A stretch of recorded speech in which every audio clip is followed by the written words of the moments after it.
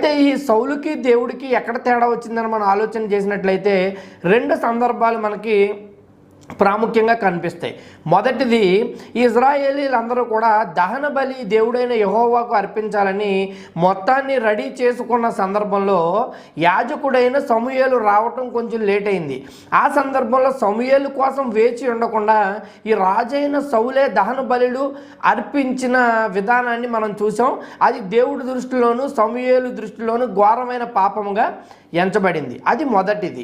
ఇక రెండవది మనం చూసినట్లయితే అమాలేకీయులతో సౌలు యుద్ధానికి వెళ్ళినప్పుడు దేవుడు చాలా క్లియర్గా చెప్పాడు, అక్కడ ఉన్న పసిపిల్లలతో సహా అట్లానే జంతువులు చిన్నవాటితో సహా అన్నిటినీ కూడా సమూలంగా సంహరించమని. అయితే సౌలు చేసింది ఏంటంటే అందులో బలిష్టమైన వాటిని, క్రొవ్విన వాటిని కొన్నాటిని అతడు తిరిగి ఆ ప్రాంతమునకు తీసుకురావటాన్ని మనం చూసాం. దాన్ని సమూయేలు విభేదించిన వాక్య భాగాలు కూడా మనం